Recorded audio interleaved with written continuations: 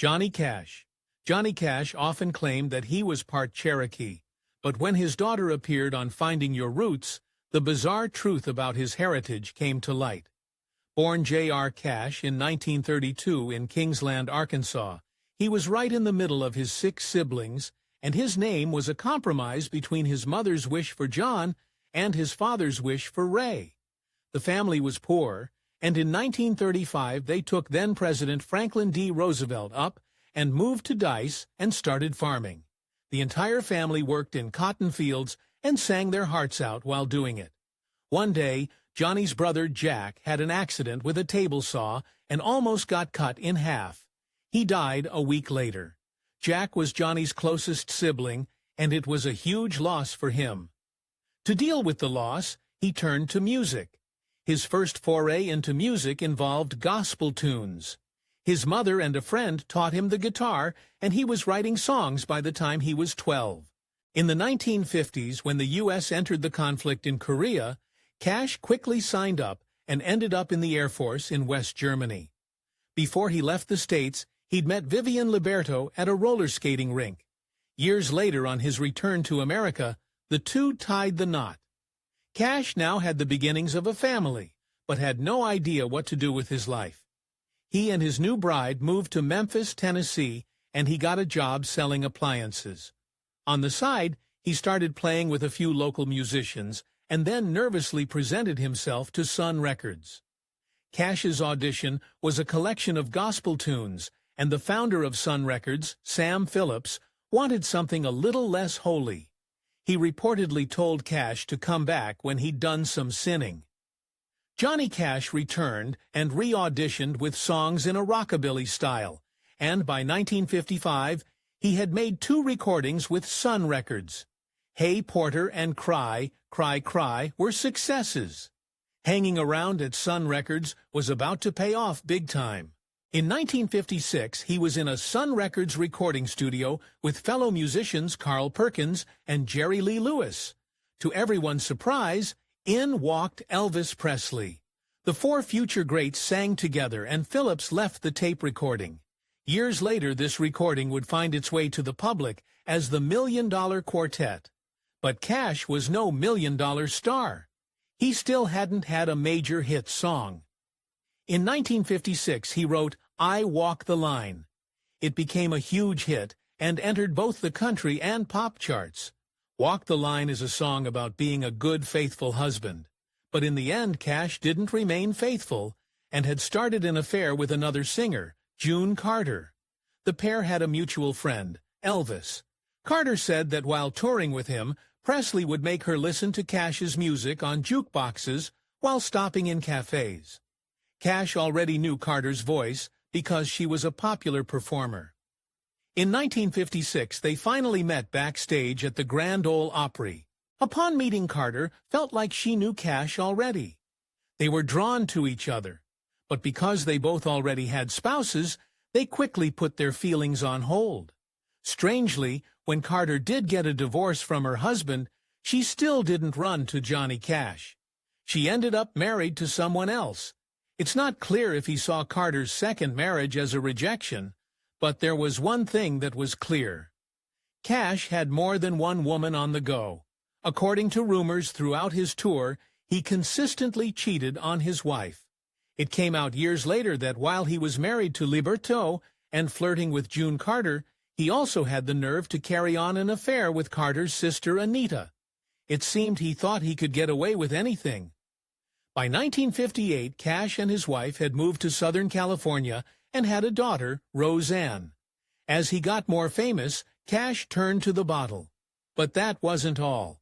He was soon living in Nashville with Wayle and Jennings, and the two would take amphetamines to help stay awake while on tour.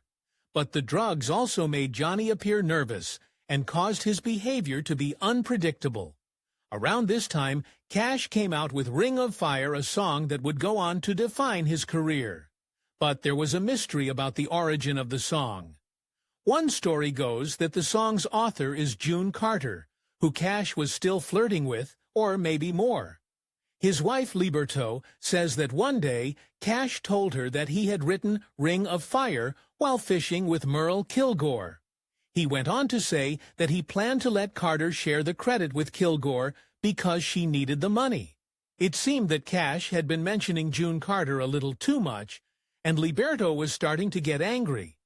When asked what her inspiration for Ring of Fire was, Carter often said she'd seen the words in a book of poetry from the Elizabethan era.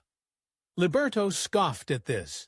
She claimed that the song Cash wrote was not from poetry. It was about a very intimate part of a woman's body.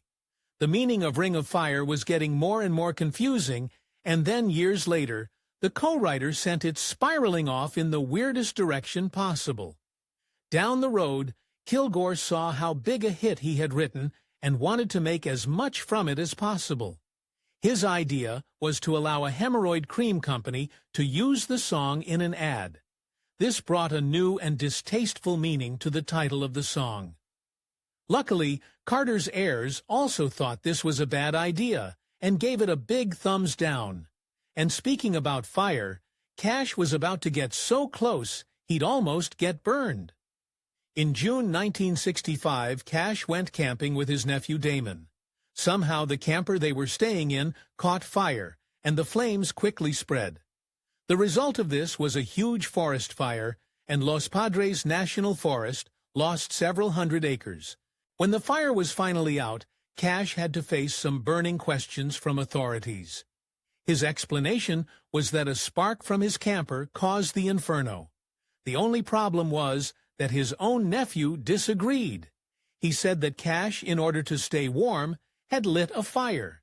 He then said that his uncle was under the influence of pills and didn't notice that the fire was moving at a rapid pace. The authorities sued Cash, who eventually settled for $82,000. But this campfire story wasn't over yet. Because of the blaze, many of California's endangered condors left the area. In response to the complaint, an angry Cash said that he didn't care about those buzzards. This didn't win him any friends in the bird lovers community. Cash was keeping up his reputation as a bad boy, and his next stop was prison. Something that pushed Cash's outlaw persona further was his concerts behind bars. He did shows and recorded albums at the notorious San Quentin and Folsom prisons. Some of the songs reflected prison life, and this inspired Life magazine writer Al Aronowitz to say that Cash sang like someone who has grown up believing he's one of the people that these songs are about. The truth was, Cash knew very little about living life behind bars at all. He purposefully created the image of an outlaw for his persona, and many people just assumed that he had done some time in lockup. The truth was a little different than the image. Yes, Cash had gotten in trouble with the law, but he had never spent more than a night at a time behind bars. As it turned out, the truth behind Cash's brushes with the law were more farcical than felonious. One time, he got in trouble with authorities for trespassing onto some private property. Very shady.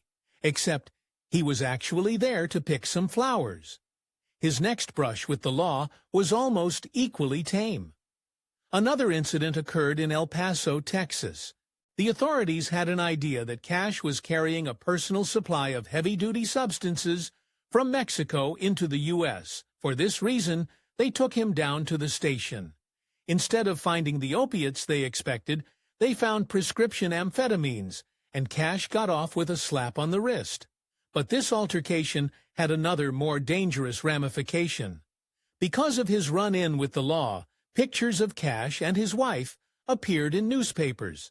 Liberto had dark skin, as she was part Sicilian, and had African-American ancestry. When white supremacists saw that Cash was in a mixed-race marriage, they sent them hate letters and threatened their lives. Cash seemed to be courting danger at every turn, even when driving a vehicle. Yet another sleepover behind bars came after a 1967 car accident. Authorities found prescription pills in Cash's vehicle, and after rejecting his offers of money, took him down to the station. Instead of throwing the book at him, the sheriff gave him a stern talking to. Cash said this made him want to change his ways forever. What he needed was a final push to sobriety, and this would come from a surprising place. Cash and his wife had separated, and just like Liberto had suspected, he started pursuing June Carter. The thing was, she wouldn't date Cash as long as he was using pills. To remedy the situation, Carter and most of her family moved into Cash's estate. They were going to force him to face his addiction problem. Johnny Cash emerged from his home a changed man, and he was now ready to reap his reward. While on stage in London, Ontario, Cash proposed to Carter, and she accepted. They didn't wait long to tie the knot. The event took place a week later in Kentucky, but not everything was as it seemed. As it turned out, Cash had not totally given up on taking pills. This went on until 1970, 2 years into his marriage with Carter. It was the birth of his son, John Carter Cash, that helped him kick the habit once again. But there was something shocking about Cash at this time. Remember that he had had a brief affair with Carter's sister, Anita. As it turned out, while June was pregnant with their son, he went knocking at Anita's door again, and the two continued their affair. But it gets worse. Cash's sobriety didn't last long, and he fell off the wagon once again. By 1977, Cash was back to taking amphetamines and soon found himself in the throes of addiction. This prompted him to enter the Betty Ford Clinic. It was a tough go, but he freed himself from his dependence. That is until 1989, when he returned to pill popping. Despite his ongoing problems with narcotics, America got ready to welcome Cash into their living rooms. In 1969, ABC television came to Cash with an idea. They wanted him to host a variety show. While they promised him artistic freedom, he had to agree to something he didn't much care for. ABC wanted some big Hollywood names on the show, and these were people that Cash likely didn't see eye to eye with. He said yes to Bob Hope and Peggy Lee. But when it came to censorship, Cash was ready to come out fighting.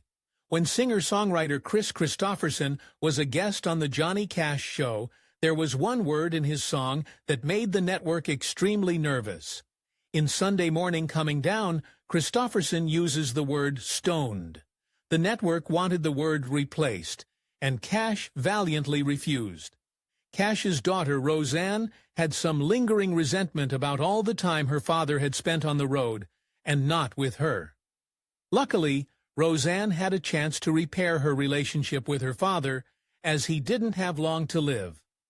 On September 12, 2003, he died due to complications from diabetes 4 months after his wife. Johnny Cash was no more, but this didn't stop some mysteries from surfacing. Back in the late 1950s, Cash had involved himself with speaking up for Native Americans. At the time, country music lovers were more interested in the life of cowboys, and didn't get on board with Cash's new direction. The reason he felt passionate about the topic was because he had always believed that he had Cherokee ancestry. Many years later, Cash's daughter went on the TV show Finding Your Roots to discover the truth about her background. To her surprise, she had no Native American markers. This meant that Johnny Cash didn't either. What Roseanne did find was African roots in her very distant past. If we can't remember Cash as a proud Native American, there's a town in Mississippi that has another way to remember him. Remember when Cash spent the night behind bars because officers took him in for picking flowers? Well, years later, in 2007, the town where this happened wanted to commemorate Cash's misdemeanor. In November that year, Starkville, Mississippi, held the Johnny Cash Flower Picking Festival to honor him and pardon him for his misdeed. If you enjoyed this video, please give it a like and subscribe for more videos. Thank you.